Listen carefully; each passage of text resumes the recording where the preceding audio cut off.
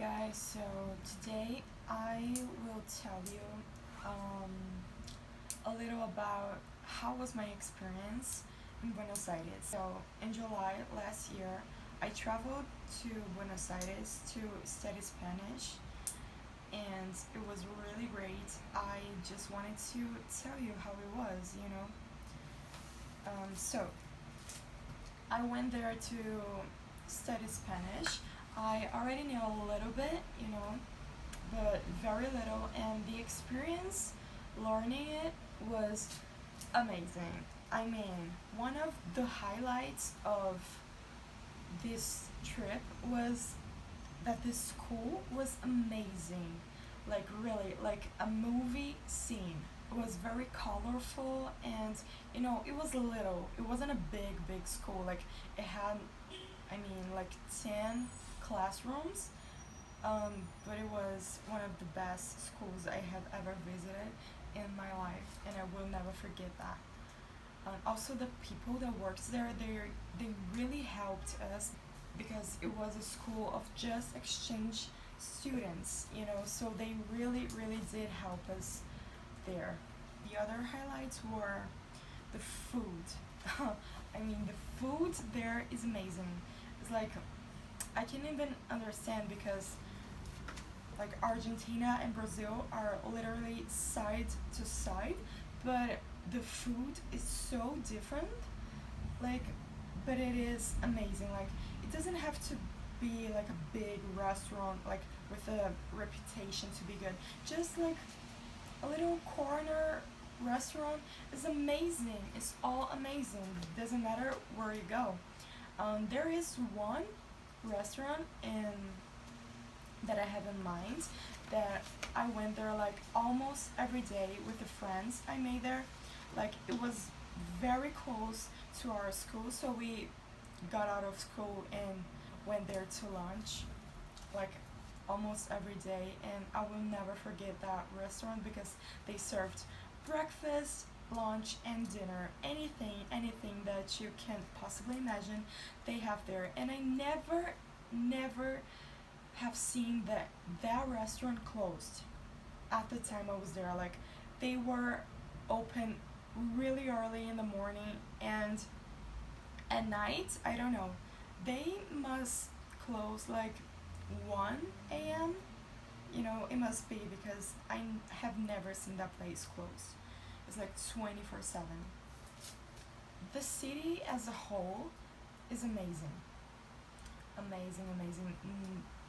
Nothing compared to anything I have ever seen before, but there was one part of town that I completely fell in love to. I think I stayed there like 2 weeks, but I visited that place like 4 times. And it was really far from the house I was in. And this place is called Puerto Madero. It has like a river crossing this neighbor, but things there are amazing. The buildings, they have this avenue that is completely filled with restaurants, good restaurants. It was almost like sad for me because every time I went there, I would wonder to myself, where do I gonna eat?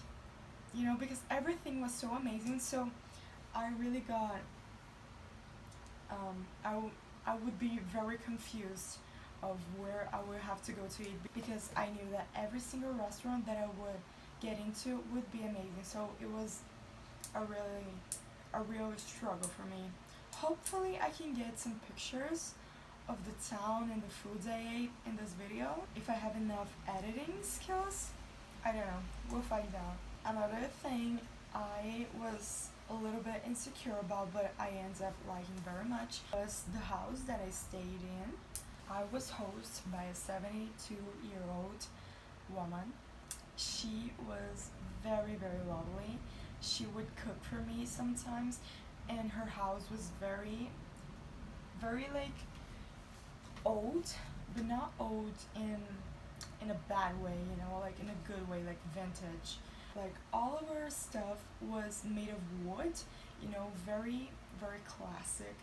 But my room was amazing. It had like this big, big window where I could see the town, and it was an apartment, by the way. It wasn't really a house.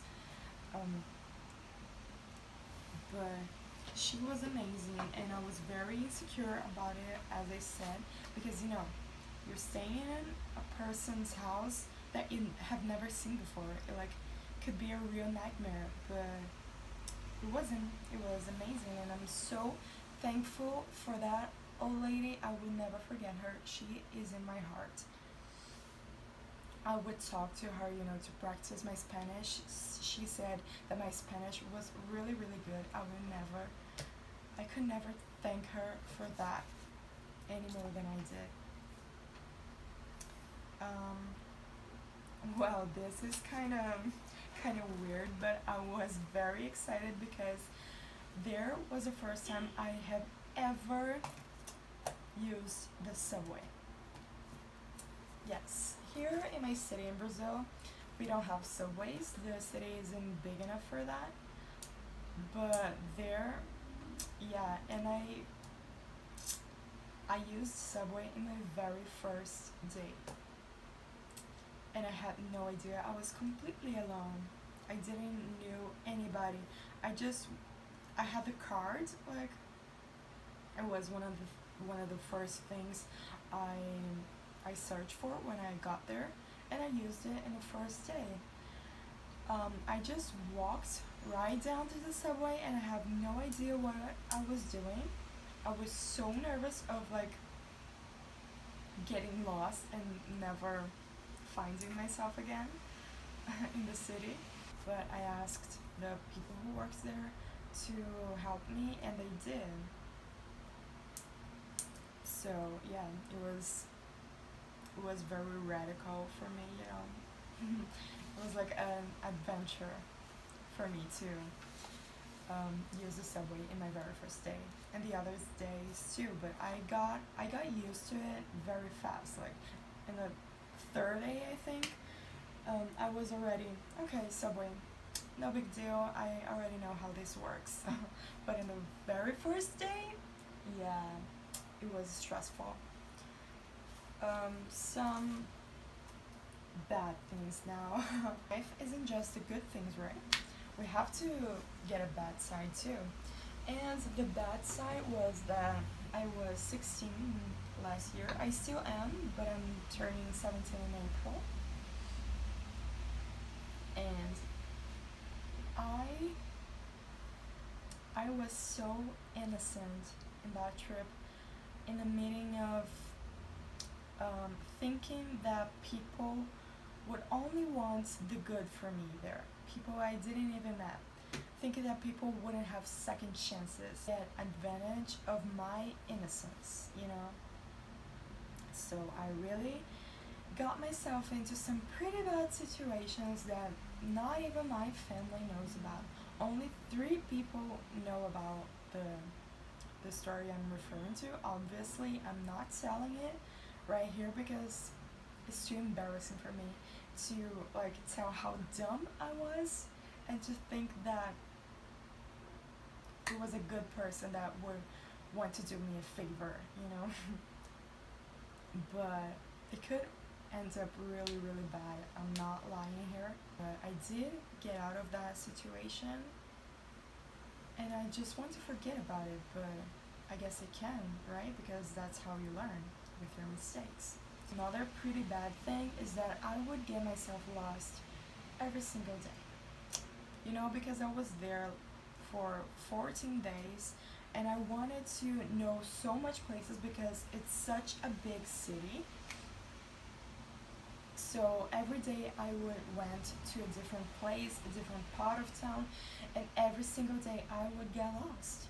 Yeah, I just got lost. I walk, and then I realized, where am I? How do I get back to where I started?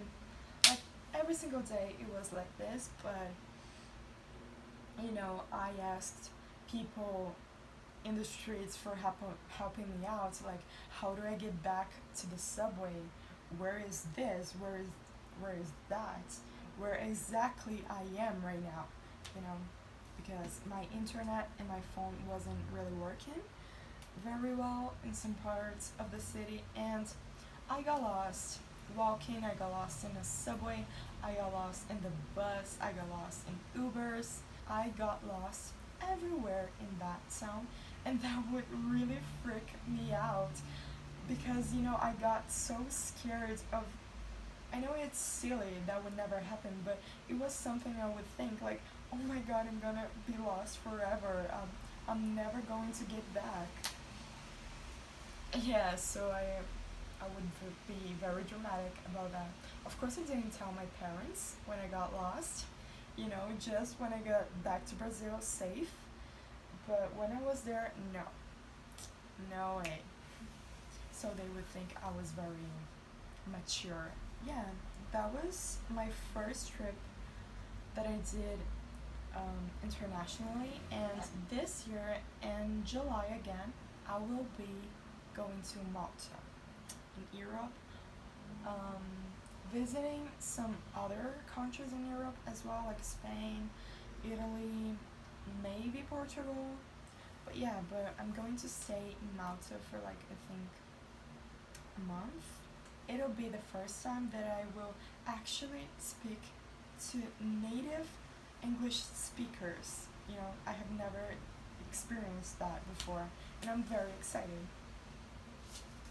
Um, of course, I will show you guys everything, and I just wanted to, you know, have this video where I tell you how I felt in my trip to Buenos Aires while it's still like fresh in my mind. I have so much love for that city now. I didn't imagine it would be as good as it was.